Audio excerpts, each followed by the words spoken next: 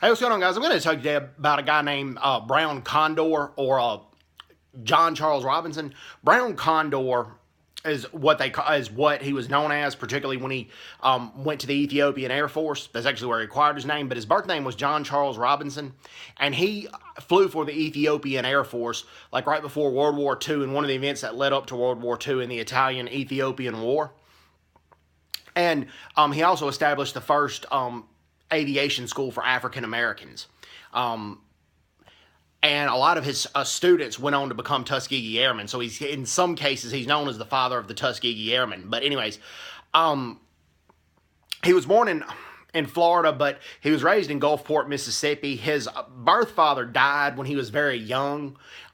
So his mother remarried, and this guy named Charles Cobb, but Charles Cobb raised John Charles Robinson as his own and taught him how to study hard, how to work hard, how to persevere under the most, even under the most horrible circumstances, because this was back in the early 1900s when discrimination against African Americans was worse than in the 60s. In spite of that, Charles Cobb, his stepfather, Charles Cobb had a job as kind of like an engineer, and he was able to have a two-story house, which was rare in the African American sections. At the time, it was very rare to have a two-story house, but he had a two-story house, and he persevered under the harshest of discrimination. And he instilled that work ethic in his stepson, or he raised him as his own son. And he also taught him how to be in the African Methodist Episcopal Church, or the AME Church. He was a devout Christian. Him and his wife, John Charles Robinson's mother, instilled that in him to be a good Christian, to not be anti-white, which John Charles Robinson or Brown Condor was not. And when Italy invaded Ethiopia, he had already gotten his pilot's license. He went up north to get his pilot's license because there was not a school that would train an African American in the South. He had to go up north to get his pilot's license.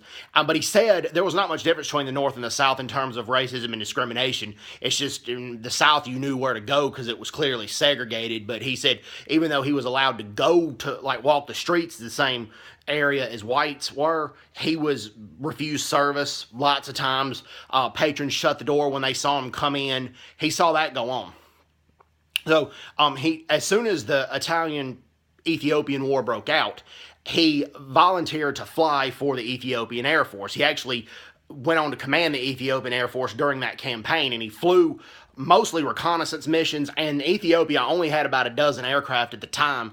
So to keep the Italian planes from bombing the aircraft, he only allowed the aircraft in the hangars if they needed absolute maintenance.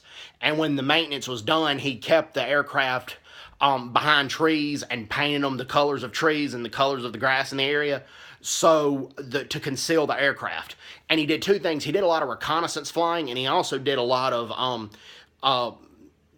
chauffeuring Haile Selassie, Ethiopia's emperor at the time, to the front lines so Haile Selassie could visit his Ethiopian soldiers, so he could lead from the front, so Haile Selassie could let the troops know that he cared about them. And that was thanks to Brown Condor, or John Charles Robinson. He provided that air service to Emperor Haile Selassie.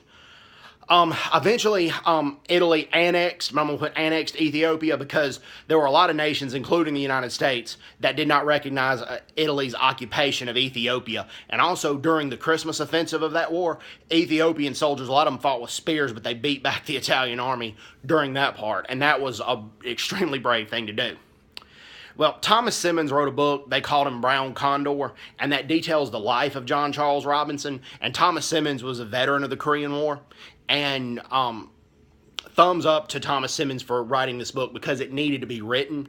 And I wish more people in my home state would know about Brown Condor or John Charles Robinson, and more people in my state are knowing about him. But I wish, it's still not a well-known story, but it needs to be. Okay? Like I said, John Charles Robinson was not bitter. He was not anti-white. He was a devout Christian. And he went on to fight for freedom, because in the Italian-Ethiopian War, Ethiopians were trying to be free. And Italy, led by Benito Mussolini, was trying to occupy Ethiopia. which is why there's a part of a garden in the U.S. Embassy in Addis Ababa, Ethiopia now that's named after John Charles Robinson. So props to the U.S. Embassy for doing this. And Thomas Simmons was an honored guest in Ethiopia because he wrote the book on Brown Condor. So hope everyone's doing well. Take care. God bless them. Bye-bye. Bye-bye.